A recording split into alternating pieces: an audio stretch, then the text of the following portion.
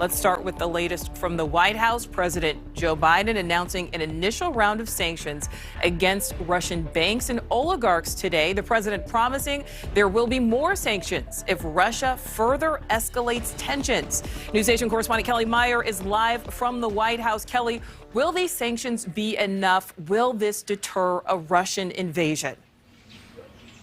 And Nichole, we'll get to that in just a moment, but this just in, the Secretary of State canceling his meeting with his Russian counterpart. This news comes just hours after President Biden said explicitly this is the beginning of a Russian invasion of Ukraine. This is a significant move from the White House today, who up until now hadn't taken this kind of severe action against Russia itself.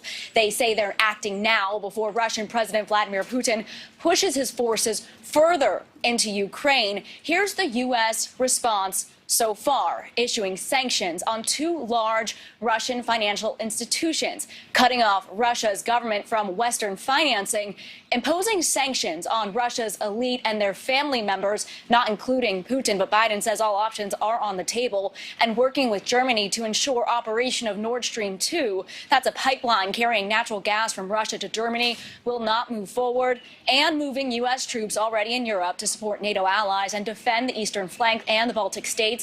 Biden making clear these are strictly defensive moves, and the U.S. has no intention of fighting Russia here. This is all in response to Putin ordering troops into the two separatist pro-Russia regions of Ukraine within hours after recognizing their independence.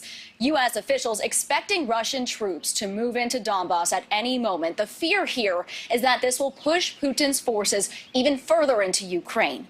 Putin continuing to ratchet up tensions with the rest of the world today, asking for permission to use forces outside of Russia. Russian Parliament approving that request. He is also calling for the international recognition of Crimea, where he invaded 8 years ago, now wanting it to be officially part of Russia. And he wants to bring an end to Ukraine's NATO bid and halt weapon shipments to Ukraine. Today, President Biden warning Putin will pay an even steeper price if he moves any further, adding there is no justification for his actions. Take a listen.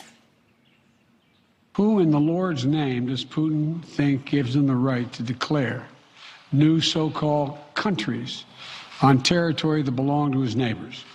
This is a flagrant violation of international law and demands a firm response from the international community.